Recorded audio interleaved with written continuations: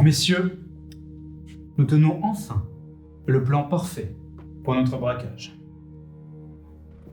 Départ à 7h57 et 45 secondes, très précisément. Conducteur, moi-même. Cette heure de départ nous permettra de prendre tous les feux au vert. Et nous arriverons à la banque à 8h07 et 54 secondes, très précisément.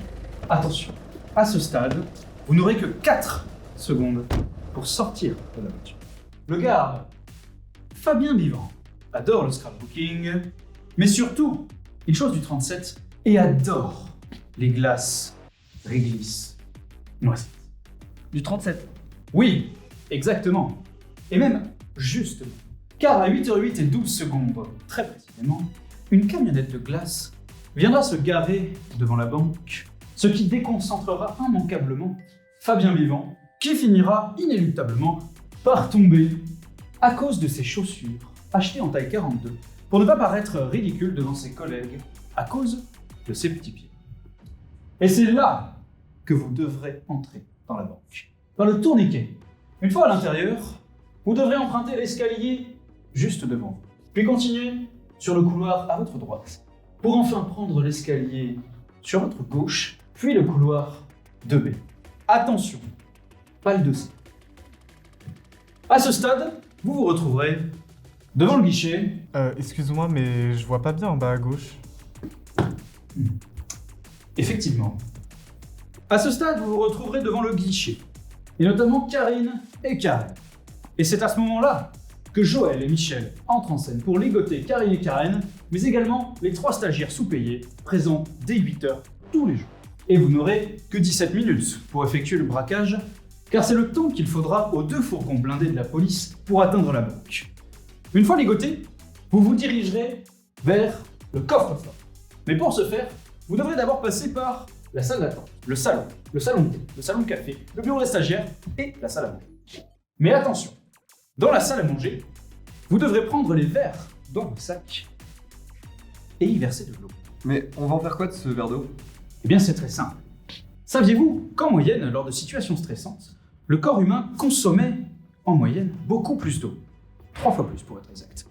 Et j'ai horreur d'avoir la gorge sèche durant un braquage.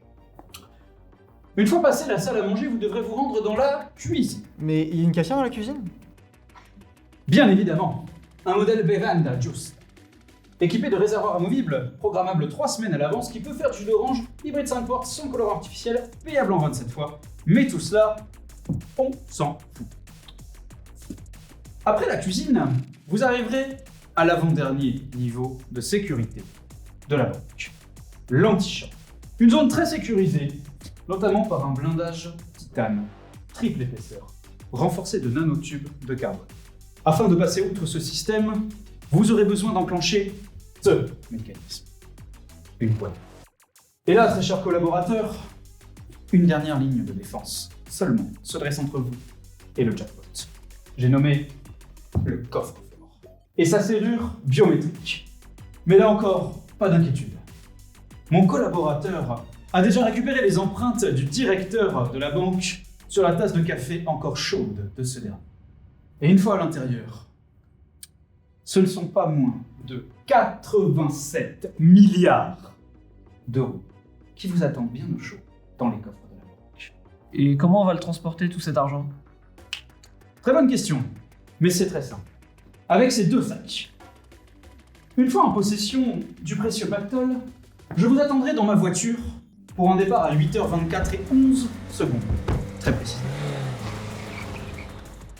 Heure de départ qui nous permettra d'éviter Jean-Marc, roulant à 22 km/h sur le périphérique, car sa mère lui a toujours dit de conduire très loin. Ouais, mais j'ai vu un arrêté municipal qui dit que la rue du Plot sera bloquée lundi prochain de 7h à 9h.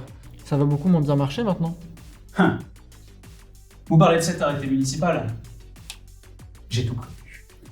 Je possède bien évidemment un itinéraire secondaire qui nous permettrait de prendre encore une fois tous les feux au vert et d'arriver à 8h30 au QG. Au bout de tout ceci, chacun d'entre nous disposera de pas moins de 17,4 milliards d'euros chacun. Ce qui, j'en suis sûr, nous permettra à tous d'être à l'abri du besoin pour le restant de nos jours. En somme toute, un plan infaillible. Messieurs, j'ai le plan parfait pour sortir de cette prison.